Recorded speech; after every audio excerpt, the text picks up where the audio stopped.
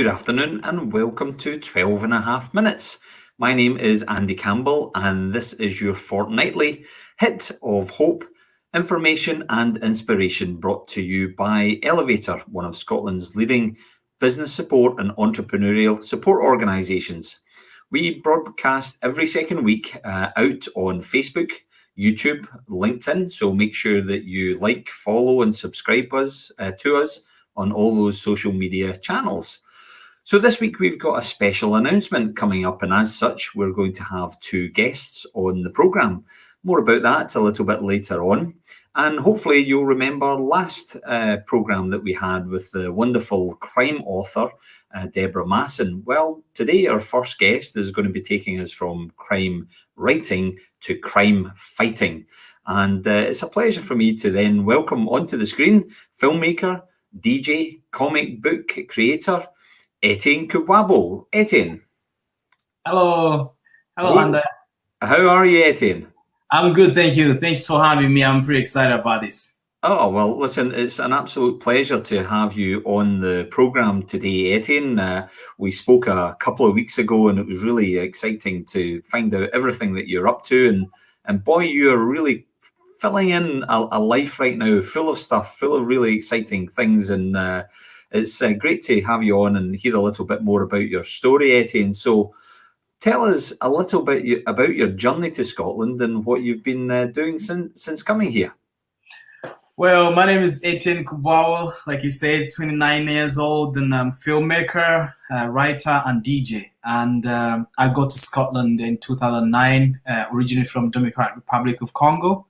My mom and my brothers and sisters were already here, so when I got here, it was exciting. Obviously, when I landed, I didn't know what to expect, and it was freezing, and that was my first experience, being in that cold weather. I was like, okay, I've never been in a place below 0 degrees.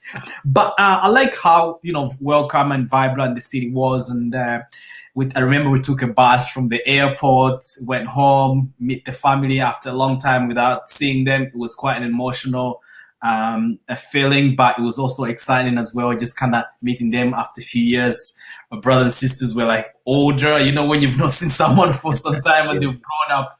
But it was quite a good family reunion. And since then, when I go here, I decided I wanted to do something I was really passionate about. But obviously my mom, because she knew I was really good at mathematics, so she already thought, okay, Etienne is probably going to go work in the bank or work in another sort of financial organization that has to do with what he is interested in. But when I wanted to choose my course going at college, I wanted to do something I was really passionate and excited about. And I remember growing up, getting an old 80s television set, those ones with a big box on the back. I remember getting my brothers and sisters behind our house, and then I would just ask them to lay down in the grass, and then I'd just go back through the TV that was broken. So the inside part was no inside. So I would put my head in and start acting out some, scenes from an animation that I'd seen or a small film that I'd seen, or maybe pretending to be a news anchor. And I remember this being really entertaining for my brothers and sisters. And I can tell from back in the day that arts and acting and anything to do with storytelling had always followed me. So when I went to college, I was like, I really needed to do a course that was kind of highlighting all those things I was interested in. That's why I ended up doing film and media communication course. And when I started doing it, because obviously it's a very tough industry, what I did is I used to borrow cameras from the college all the time. My lecturers would be like, Etienne, so today you're taking the cameras out? If the cameras were not in college, they know who to go. So I constantly took cameras out of college and went and filmed stuff for free, freestyles for artists, did a lot of things for free so that I can get a lot of experience. And through my whole journey, I made a friend who was also quite passionate about filmmaking. So what we did, we used to go and watch a movie at Cineworld and then come back and try out an effect that we see in a movie. So through that, I found out that I was getting that theory and practical help from college at a certain degree. And then I was learning more on YouTube and trying things out and doing things for free. And from then I started shooting music videos professionally. I cannot tell you how this started, but Fantastic. Mhm. I mean, clearly, Etienne, from your journey, I mean, right from when you were a child, being able to see yourself on the television, telling stories, acting things out, it was a part of your childhood growing up, and the storytelling part of things as well. Is that because did a family of storytellers? Were your parents or brothers storytellers, or was that something that you just naturally had within you? I feel like it's something I naturally had in me, but also our family is quite close. And if it's like a little celebration, our family get together, they would ask us to do a bit of dancing in front of the family or act out something. And my dad was really a big fan of like film and music. So you can tell these elements of the arts kind of followed me all throughout. And I really wanted to do something I was excited about. And those two elements of storytelling and music kind of, highlight who I am right now. Bring them together. And clearly an extrovert in terms of your personality, always incredibly positive individual, which is great to see. And someone that wasn't shy of adventure, I guess, with your family being over here in Scotland, you decided to embark on that journey at the age of 19 to leave the Democratic Republic of Congo to come to Scotland. Clearly, it wasn't for the weather, Etienne. It was for family and for future, I'm guessing. Yes, definitely. I mean, growing up, the Congo, the political, it's not stable. It's not safe to stay there. So when I came here, there was a lot of opportunities for me, even going to college and doing things I wanted to do, like filmmaking, not only filmmaking. I loved storytelling. So me being in Scotland and just having these opportunities and meeting really amazing people kind of opened up my mind to creativity and just kind of experimenting in things I was really excited about. And that's how I end up doing film and comic book. Yeah, and it was clearly, you followed your passion throughout, but I would imagine that journey wasn't without its challenges. What were some of the challenges you faced in putting down new roots in a completely different location for you, Etienne? I mean, for like filmmaking, it's always been tough as a filmmaker, just kind of finding work. I've always believed in like, if you're trying to get a job as a director or a writer or a lighting guy on set, there's a guy who's been doing it for 20 years, so you have to prove that you're much better than them. So me and my friend were like, you know what, Etienne, we just spend a few years shooting music videos, doing things for free. And then gradually we started doing music video professionally. And then we took a year off in 2018 and decided to do a feature film. Because in the industry like that, you have to prove that if somebody gave you 20 million, 50 million to direct a film, you'll be able to pull it off. So I feel like I just need to show people what I'm capable of. I can't just be there waiting for opportunities to come to me. I gotta go look for them and create them. So that's how we end up doing a movie, and a comic book came along, because obviously growing up in Scotland, I had some challenges that I've wanted to highlight through that story. Yeah, so tell us a little bit about the film, your first film, and then the journey into graphic novels and comic book writing, because I understand the main character of your comic is Scotland's first black superhero. So tell us about those things, Etienne.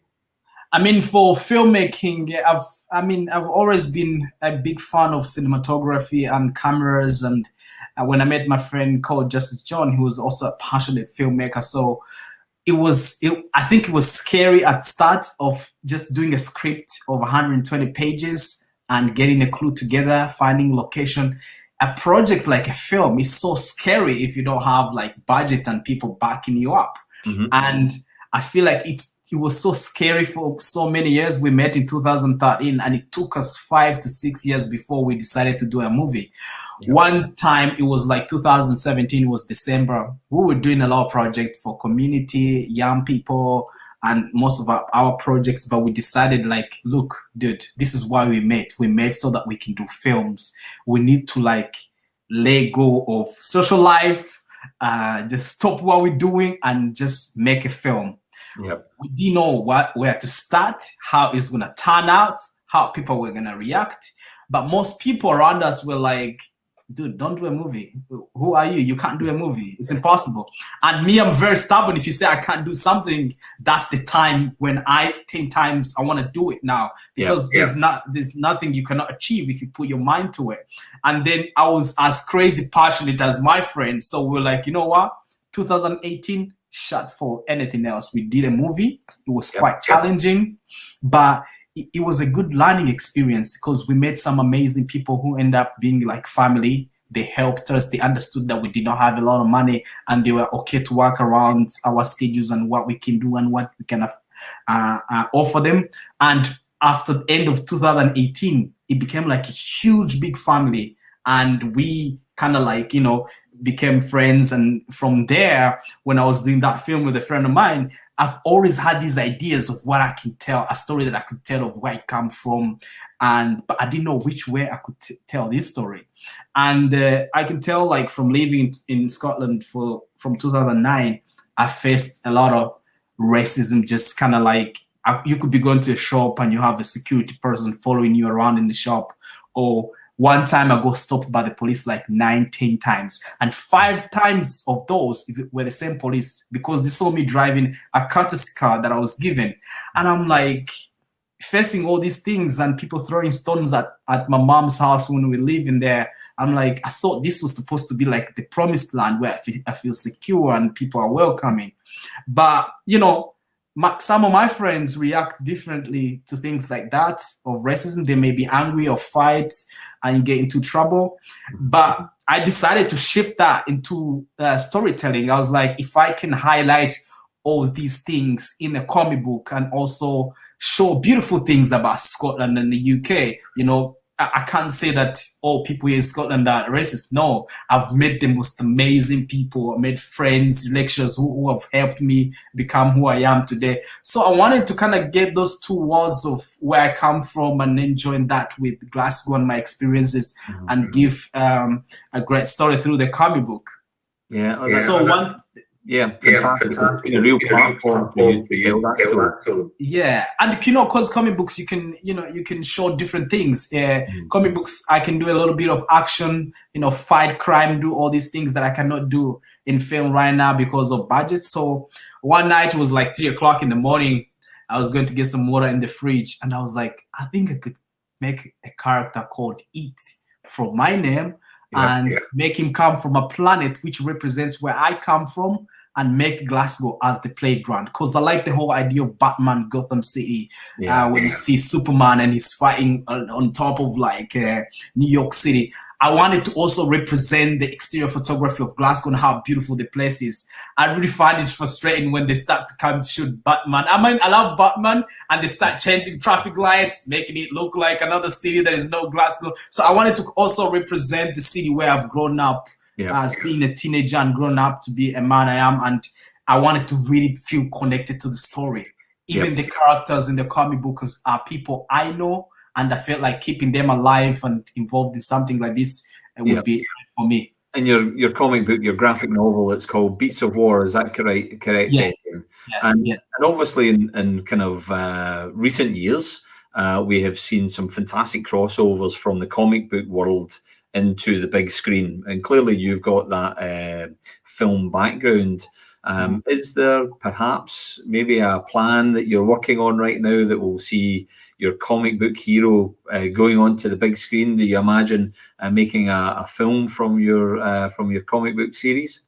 Yes, definitely. And me doing the comic book, I already imagined it as a film, right? And then I was like, right now, you can't introduce new characters to people when they don't have a sole background story, something that they read. Graphic novels is such a good thing to introduce a character without randomly giving this new superhero. People don't know who he is, where he comes from. So I wanted to kind of have that sort of graphic novel introduction of maybe 5 to 10 issues, let people get to know the story. And then later on in the future, about 5 to 10 years from now, boom, we're just going to do a film about it. I think about it, and something I'm really focused on doing as well.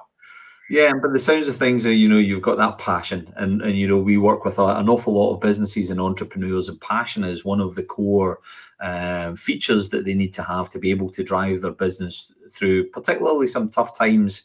We're experiencing those right now. So you've got that passion, you've got that vision, but you've got the work ethic as well, Etienne, and that's incredibly encouraging. Unfortunately, we are out of time. 12 and a half minutes goes by in a flash. We'd like to just wish you all the very best, Etienne, as you continue to tell the story of your characters, and we'll look forward to seeing your comic book creations continuing, and hopefully one day we'll be watching them on the big screen. But for now, Etienne, thank you so much indeed for your time. Thank you. Thank you so much.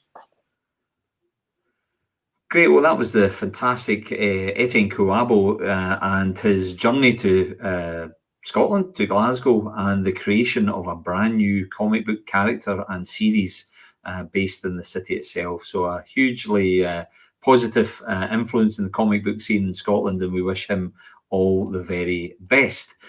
So I mentioned at the start of the programme that we were going to have two guests on today's programme, a little bit of a special edition, because we have a special announcement. And we are delighted to announce that the new sponsors of this very programme, 12 and a half minutes, is media giant STV. Elevator has teamed up with the broadcaster in a dynamic new partnership which introduces our network to the STV Growth Fund for further support to help the companies that we work with to build their brands and businesses. Our collaborative approach is part of our joint commitment to help drive Scotland's economic recovery. And joining me today from the STV Growth Fund is Danielle Kelly. Danielle. Hello, how are you, Andy? I'm absolutely wonderful. And yourself, Danielle? Yes, very well. I loved hearing Etienne's story, particularly how passionate he was about TV and filmmaking from such a young age. Being a telly addict myself, it definitely struck a chord. Yes, it's fantastic. And as we know, the strength of any broadcaster relies on the content that's coming through to it. So when you've got bright, creative minds like Etienne producing content that you can pick up or develop or run with, that's always a broadcaster's dream. So listen, thank you so much indeed for joining us on 12 and a half minutes today, Danielle, and I guess ultimately for the new partnership that Elevator and STV are putting together. So it'd be great to hear from you a little bit more about STV Growth Fund. Absolutely. The first thing I would say is we're so excited about this partnership because I think it's just really important now more than ever to enhance as much collaboration as we possibly can. And that was really the idea behind the Growth Fund. So we launched the Growth Fund back in 2018, and we initially launched with a fund of £5 million. We quickly doubled that to 10 million. And at the start of this year, we'd actually given away the initial 10 million to over 300 deals and businesses in Scotland. So we put in another 10 because obviously now more than ever, we want to be there and support those businesses that are growing and launching as we see different types of entrepreneurs coming through after this unusual backdrop of 2020. So the fund is really very simple. It's about making the power of TV advertising as accessible and as affordable as possible. I've worked at STV for over 10 years, and in that time I've worked with so many businesses, and it sounds like a bit of a cliche, but it's so inspirational to see the impact that good marketing can have. We've seen businesses open new premises, employ more staff, all those really key metrics for economic growth. And that sort of got us thinking that if we can help people get on telly just a little bit sooner than possibly they would have done otherwise in the business journey, then that's good for all of us, because we all want to live and work and support each other in a prosperous place. So the fund is really simple. There's only two criteria. You either have to be a Scottish registered business or work with a Scottish media agency. From there, you work with a dedicated account manager who really gets to understand your business. And about 95% of our members work with us on a match funding basis. So what that means is if you maybe have £5,000 for your marketing, we give you another £5,000. You get a bigger campaign, you reach more people with your message, and therefore sell more products and services. And it's really that simple. We try and make it really easy. We're very approachable, and really everything is very much bespoke because no two brands are the same, let's be honest.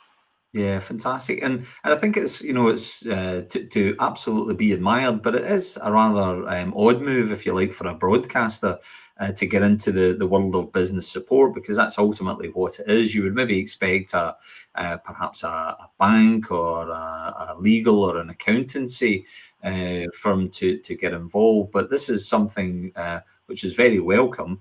Of course, because marketing and promotion is a big part of doing business. What were some of the main motivators, if you like, for getting involved in business support within Scotland? Yeah.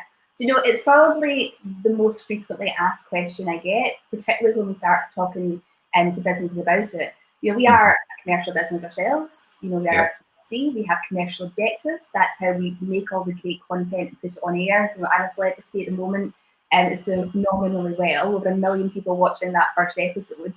But we need, you know, commercial advertising to fund that content. So a lot of people are like, why would you do this? I can't quite get my head around it. But essentially for us, we want to support and grow the next generation of Scottish businesses. You know, we've worked with businesses for over 60 years. People like Tunnocks, one of our first ever advertisers back in 1957. But for us, it's how we keep growing those businesses, keep supporting them, and actually, who's the next Tunnocks? You know, who's the next Skyscanner? Who are our next unicorns that are coming out of Scotland? And we recognise that we're in a really privileged position. You know, we reach 82% of Scots a month, which is phenomenal. You know, I say 1 million people on one episode of I'm a Celebrity. Coronation Street, every episode this year has had over 500,000 people watching. These are incredible figures. And actually, if you can get your product or your message in front of those people, it's so powerful in terms of your growth. So for us, it's saying, do you know what, we'll help you now, because actually we all want everyone to grow, because that's how, you know, the circular economy really works. So we're investing early to make sure businesses come through and we all work together and collaborate for the longer term. Yeah, it's absolutely fantastic, and certainly a lot of those principles that you mentioned in there, it's exactly what Elevator is about, and I think that's why the partnership between the STV Growth Fund and Elevator will hopefully lead to great prosperity for the companies that we support going through. But we are in a time of sort of dual challenges for the broadcast industry. You know, the rise of second screen or off-screen viewing, whether that's on other platforms that take your eyes perhaps away from the commercials, and then of course the very real threat of COVID and how that is impacting on our lives and of course our businesses. What are some of the things that STV are currently doing right now to address and deal with some of those matters?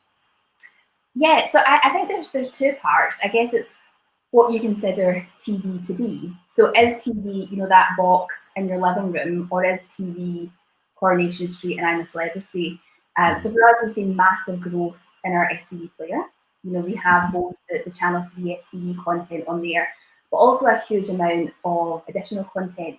So additional dramas, additional entertainment, music programming, and that really pulls in different types of viewers to get that wealth of content. So I guess for us, you know, we've seen a fantastic year in terms of audience consumption. So Coronation Street alone's up 3%, which is a good increase. But it shows how steady that content is. You know, these sort of exceptional, million people watching. You know, that isn't out of the normal for us in any year. And I think at the moment people are obviously consuming a lot more content. But we're really happy that the resilience of a lot of those shows that have been with us, you know, for decades, and the new shows coming through, things like The Masked Singer, and you know that's been a huge entertainment phenomenon at the start of the year, and it's back in January. And you know, for me, I think people are just consuming more content than ever. So it's not that people are changing one for the other. And I think that's always the interesting. We look at stats, which we do a lot, as you can imagine. Scotland in general is a very high consumption of content. So we watch about 30 minutes more TV per day than the rest of the UK. So we do about 3.5 hours. And if you're at work for 8 hours and you're sleeping for 8 hours, you know, pretty much the rest of the time you're watching TV. You know, so I think there's space in the market for everyone. You know, people are coming in for different types of shows. But I think some of the SVODs are doing really well. We've seen Disney do well with their subscriptions, which is fantastic. Brings more diversity into the market. And then Netflix, a lot of their top shows are things like Friends, Big Bang Theory, and Yeah. actually the top 20 shows of last year, there's only Mhm. one Netflix show in that. The rest are all STV, Channel 4, BBC content. So very much still at the heart of where people look to, especially in times like this, for comfort, for relaxation, for that lean back experience. And actually that sort of community approach, you know, and I think it's sharing what people are watching now. And that's why those big entertainment formats still very much bring the country together, whether it's Strictly on BBC and everyone putting on their sequins, or you know, your Happy Place in Wales for I'm a Celebrity. It's that big community aspect that's the difference, I think. Yeah, I know that's, and of course, you know, during these times you do have an increased number of people watching, so therefore an increased number of eyeballs on the screen, and the advertising is a really important part of it. So companies that do work with you through the STV Growth Fund are in fact reaching a much bigger audience, which is, I guess, filtering into that long-term potential, that long-term success, which is ultimately what we're all trying to achieve, Danielle. So it's exactly, absolutely. I think that the beauty is we're able to be very targeted as well. So you know, we can target, if you're a brand or a business that's based in Glasgow, you can just target Glasgow in the greater area on STV. So it means your budget goes further, it's more impactful. You've not got wastage of advertising in areas where maybe you're not able to service. So there's so many options, but you're absolutely right. It's all about getting your message in front of the largest number of people and as quickly as possible. And that's the unique thing about us, I guess, is that, you know, you get all those people in one place at one time. You're not having that kind of slow build to hit those numbers. Brilliant. Well, on behalf of everyone at Elevator, we're really delighted to be entering into this significant relationship with the STV Growth Fund. We do everything that we do for the companies that we support. That they are the most important players in this entire activity that we undertake. So knowing that we've got strong, capable partners like STV coming in at our side to support those businesses is it gives us so much delight, and we're really thankful for your support. We look forward to building that up over the next few years, Danielle, and watching some of those companies that have been supported by both ourselves and yourselves. You never know, we might be uncovering the unicorns of the future. So thank you for coming on to have a chat with us today. It's been good to meet with you, and I guess have a wonderful weekend, Danielle. Thank you, you too, and thanks for having me. No problem. Thank you. Bye-bye now. Great. So that's really exciting news that we're delighted about at Elevator, and of course all the companies that we work with from Glasgow through to Aberdeen and beyond nationally within Scotland will hopefully be able to benefit at some point with our relationship with STV and the STV Growth Fund. So two great guests to have on the programme. Let's talk about our next programme, which will be airing on the 4th of December, so in 2 weeks' time. And that is actually, believe it or not, the last one of this year. It's hard to believe that 2020 has disappeared almost. It's been quite a ride, and we're into December next week, or at least for our next show rather, which will be airing on the 4th. And we've decided, I guess, to go full circle on this one, and we're going to go back 8 months, and we're going to have a chat again with Bill Ollett, who joined us on the very first programme that you might recall. So Bill will be joining us, as always, live from Boston. And as a quick reminder, he is the MIT Entrepreneurship Supremo. So make sure you do join us on the 4th of December, where I'll be chatting to Bill Ollett. But in the meantime, be brave.